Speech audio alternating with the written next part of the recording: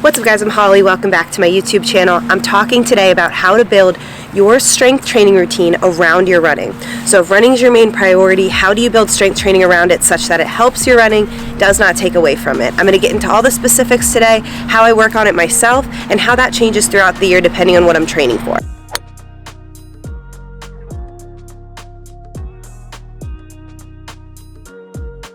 So firstly, we have to acknowledge, yes, the time of year heavily influences where we are in our running. So if we have a spring race coming up, we are going to have to train through the winter if we're in, North America. So from January to April, if you're training for Boston, you are training through the darkness, the cold, etc.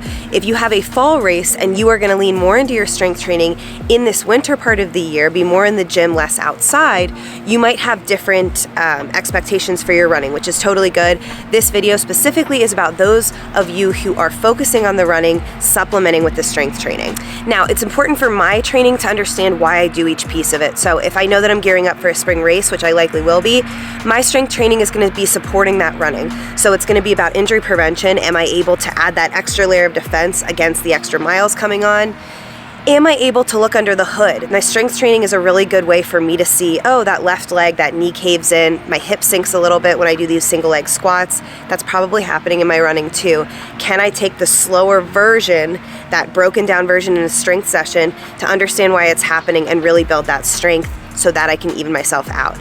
Lastly, it's a good way to challenge yourself aerobically in a way that's not running. I know that some strength movements, depending on the type of workout, which we'll get into, can really challenge you in ways that running can't. Extra weight on your back, jumping, plyometrics, all that stuff can push you in a way that running doesn't. And so those things in combination can give you that extra little boost to those lungs that then when you go out for that trail run or that hill run or whatever, you're feeling a lot easier at breathing, heart rate doesn't feel as spiked, etc. I do want to also acknowledge that a lot of you might be strength training alongside running for the purposes of your physique. You want to maintain muscle tone, stay cut while you're getting those miles in, and you feel like you can't really do that without adding in the gym work. So whatever reason it is, whatever reason you're doing it for, make sure you know why, and that will help us plan accordingly.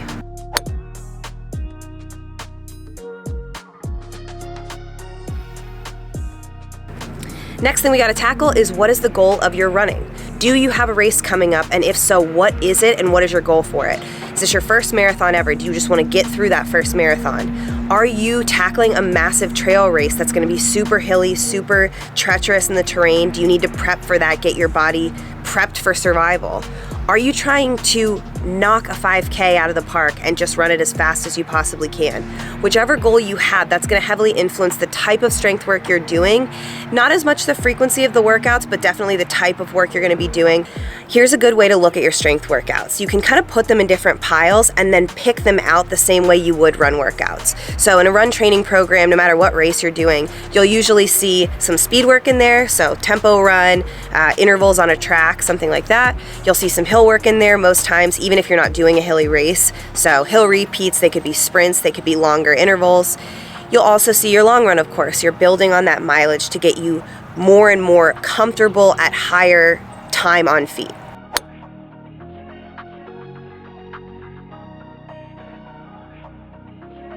So we can actually categorize our strength workouts in the same way. And if we know what each one is for generally, we'll be able to pick and choose better and make sure we're not overdoing it in any one area. So if your gym programs for you, if you go to a CrossFit gym or something like that, knowing what each type of workout is doing for you will help you pick and choose if you're not going every single day. I know I do this, cherry pick a little bit, but in general, I'm doing it based on, have I gotten this aspect of my training in this week? No, okay, I need to go today.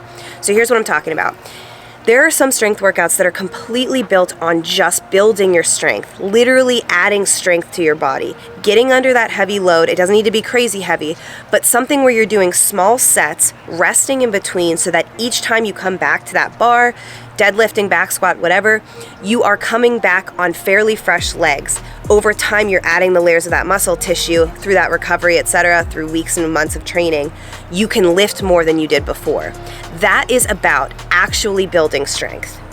Second type of workout would be something sprintier with a little bit more skill involved. Again, I might reference CrossFit here, but if you're doing something like push-ups, pull-ups, some air squats, something with a dumbbell, and you're doing it in a few rounds in a row, but really sprinty, high heart rate, but you're supposed to move well, this is a good challenge for your technique. And I like to compare it to sort of like your tempo run. This is where you're trying to move your absolute best for a short period of time, but your heart rate is spiked, so you're tired, but you're forcing yourself to move well while you're fatigued. If you apply that to your running training or the end of a race, this is a great tool to have because you know you're gonna move well even when you're completely exhausted. Whereas the athlete not getting that type of work in is probably slogging, marathon shuffle right at the end of the race, could end up with a bad hip, knee, ankle, etc. The last type of strength workout I really like to compare to your long run, and this is that longer endurance piece. This could include so many different movements. Body weight, you could have weight involved, barbell, dumbbell, whatever. You're working for 20 plus minutes at a time. That slow, steady drum beat. You might even have a little run piece in there. Go out, run 400 meters, a quarter mile, come back in, going for 20 push-ups or maybe some burpees. I'm gonna get my dumbbells, do some dumbbell thrusters, something like that. And then maybe I go do a couple, handstand on the wall, sled drag, sled push, something like that. You're challenging yourself to move weight around, move your body weight around at a steady beat over and over on the reps, keeping that heart rate high, again moving well, but doing it at a little bit lower intensity than that second one I mentioned.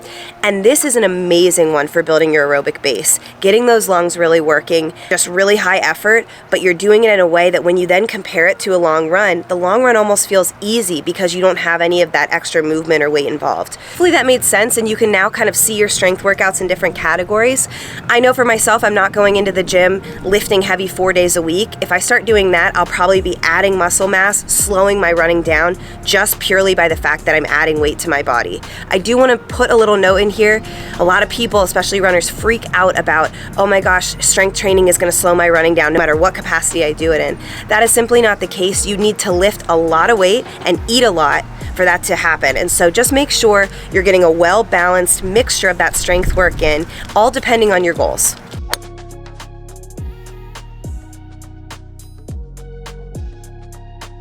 For that marathoner or half marathoner, I would say get at least one of each of those categories in per week that I mentioned. That would be a great start. If you're doing that 5K, you're going strictly for speed, I would stick to mostly body weight movements in the gym, maybe twice a week, and really, really focus on good form and technique. So a lot of single leg work, plyometrics, making sure you understand where your weaknesses are in your hips, knees, and ankles.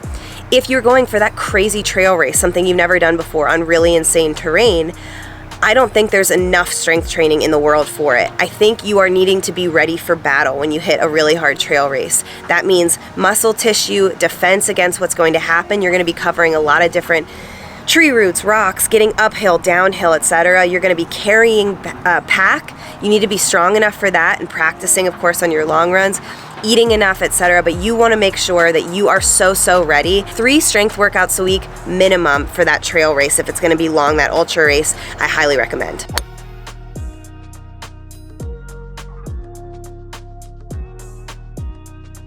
And I don't want to scare you guys or anything, but I do want to include in this video what can happen if you're not strength training at all alongside your running.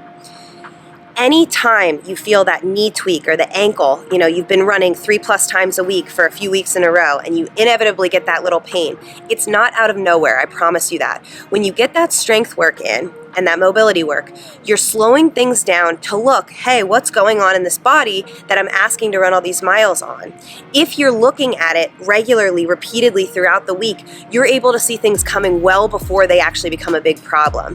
So yes, my knee hurt after that run, but maybe it's because it's really tight and I never work on rolling out my inner thigh.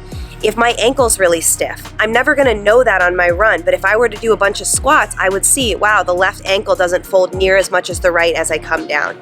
Basic things like that. And of course, giving yourself the defense of that muscle tissue to support your joints and everything else and train you to run and work well is irreplaceable. It is just something that's going to make you stronger and longer lasting on any distance race. On that trail, you're going to be a lot stronger. You're going to be able to handle more. On that 5K, you're going to have a lot more power if you've been doing that plyometric work, getting that extra strength in. I've gotten so many comments on Run Experience and now on my own channel about how strength training has changed a lot of your guys' running for the better. So know that it's supposed to add to it, not take away. And if you're scared of getting started, just drop me a comment and I'm happy to recommend a few bodyweight exercises to get started with and hopefully hopefully you're gonna watch so much change happen. I will be doing a follow-up video to this one where we're gonna talk about how to build running around strength training, so the reverse, if you're more primarily in the gym. I will see you guys another day. Please subscribe if you haven't yet. See ya.